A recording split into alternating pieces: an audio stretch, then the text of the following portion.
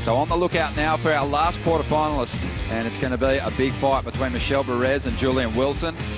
And they've had 4 previous head-to-head matchups, and Julian has Michel's number 3-1. But Michel did win their last exchange in this same round at Margaret River this season.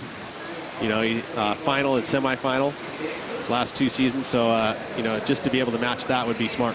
Excuse me, hanging on to a couple of ninths already, Julian. So you can't slip up in these rounds anymore. Here we go. Michel Bourez getting things started here. Deep in the barrel. A lot of speed.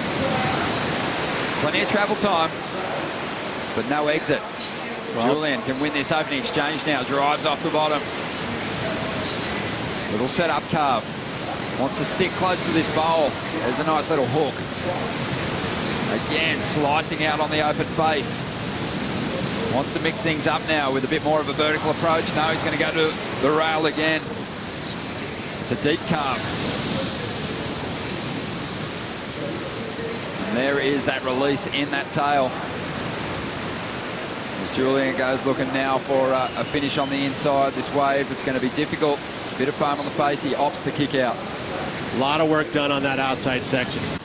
Take a look here at the replay, and very deep on the point in the very beginning of this heat. I mean, you saw Michel get caught behind, but this one, a much better paced wave. Took off in the same area as Michel Bourez, but he's able to get past the point on the top and get into that section where it slows up. Right here, it starts to give him that opportunity. And he executes 2 nice rail cars, and then a little bit of mix, gets some release, but always keeping the speed down the line. Wave let him down on the impossible section here, but I still feel like a very good score going to unfold for him. And even though we're watching this in slow-mo, Pete, a big shift up in just the speed which Julian is carrying from that last heat especially. Well, again, just look at the combination here. You know, again, 2 big arcs, but seeing he has to keep moving very quickly down the line. And he does that. Make sure that he's going to get out to that open face. Felt like he was going to go much more vertical on that move, but back out in the face again. And here's where he gets the release. Punches the fins. Nope, next one. I mean, he did so many cars on the outside, but there, straight to the bottom, gets the release. That swallowtail, you know, you can just punch the fins and it'll drift very nicely.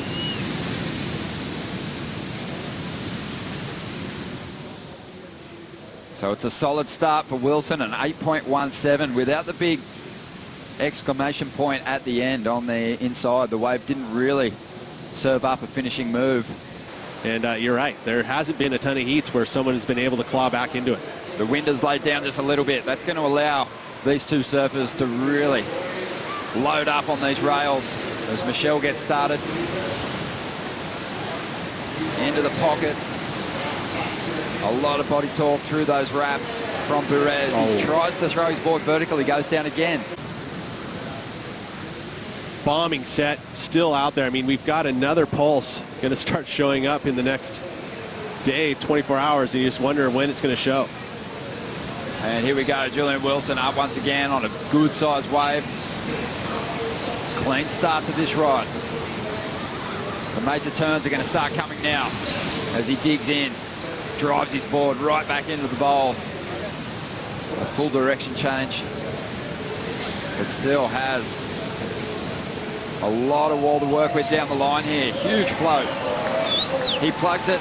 Tries to get into the barrel. No, he pulls through the back as the wave shuts down. Really tight. We know what, you know, the winds and the swell, and look like the swell actually comes back in this afternoon, evening. And what we have on tap. Well, I mean, if you look at what we're doing with the tide, we got a filled-in tide. That's the one thing I think the commissioners will take into consideration. But if you watch this replay real quick, that double-up section, you thought that there was going to be a barrel in there. What do you think happened to it? Why didn't it go for the tube? Still there, Strides? Okay. Yeah, still there. You know, he was looking at it. I think he just kind of mistimed the play. He waited a little too long off the bottom, and that thing just kind of took off on him, and it didn't have the big open barrel that I think he thought it was going to have, and the tide getting high, you know, it didn't have its chance to bottom out and go square like we saw like Mick Fanning's wave do this morning on the lower tide, and I think that's what he thought was going to happen. And the way that Philip Toledo was surfing in this northwest wind, does that force you to rethink the whole dynamic on what you think about the northwest out here at Super Tube? Sure. I mean, Felipe was surfing incredible out there, and I think there'll be no shortage of surfing like that this afternoon. So going on hold briefly, just waiting to see what this tide does to the lineup. As we see Michel Bourez up, trying to break combination with this ride. Oh, a lot of speed he carried through those first 2 turns, but... And see what he did wrong here. I think anticipating down the line, being a little bit rushed, you know, and he's so good at this where he gets off the lip so quickly, but the board definitely going off kilter. Again, looking down the line, and he literally saw when he's in the maneuver, he's looking down the line, and that kind of takes the eye off the ball. It's going to be such a hard number to track down too, because you've got to remember that when Kelly started first competing, there was a lot more 37 events a year or something crazy. Events on the schedule, so it'll be remarkable if someone can get to that number. It looks insane, but it's actually kind of hard to surf. I mean, not to be picky, it's firing, but I don't know, I just never really felt like I got in the right rhythm on my waves with connecting big turns, so yeah. And historically, yourself and Jordy have had such great battles. We think about the semi-final in Portugal. Is that in the back of your mind when you do battle against competitors? Kicks out and holds that priority position. I think it's so smart that Julian, you know, had the sense to see and understand and said, you know what, priority is going to be a much better advantage for me at the back half of the seat. I mean, let's see what happens here. You know, we're talking about the little bump on the face that has been affecting these guys, and it did definitely affect this ride for Michel Bourez. I mean, he was digging through it, and then here, just on the bottom turn, just skips out. You know, he gets around this section, but again, you see, first wave of the set really going to have all of that bump. There's a second wave, usually he'll groom it out, but he's going to commit here. So he wants to get rid of the 7.77 and make that combination a little bit harder for Michel to trace down.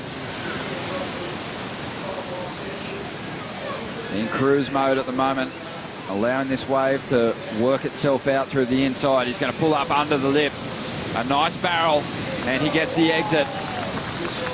And still has some speed to find some more on the inside. Really deep in this section. Doesn't find his way out.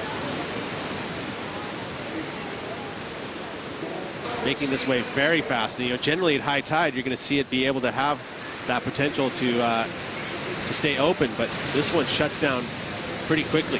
But I feel like that barrel is pretty solid. I mean, we'll get a great angle of it here. You know, it didn't have a lot of high impactful turns on the outside, but sets this barrel up nicely. Carried some speed through it, and then now Impossible's being impossible with this angle. We'll see what Michel does here. I mean, this is an opportunity. You know, we're at that moment where he has to execute. Beautiful arc there. Big set wave, and another mistake. That's cost him. That's the heat right there. There's something that's going on with the wind out there at the moment, and that move from Michel Bourez. He's not able to place his board where he usually does. He usually sticks those turns so easily. He has had a couple of highlight moves in this heat, so let's see if he can link one together. Drawing off the bottom. Nice hooking turn in the pocket. Deals with a tricky section there, bringing it through to the inside. And the heat has come to a close. So Michel knocked out here in round 5. Julian Wilson is taking that last place in the quarterfinals. A great heat with his good friend Matt Wilkinson. Well, you know, those quarterfinals are set, and it's going to be an exciting one. Of course, going on break now for a couple hours to let the tide move. But, man, I can't wait to see what this afternoon's going to bring.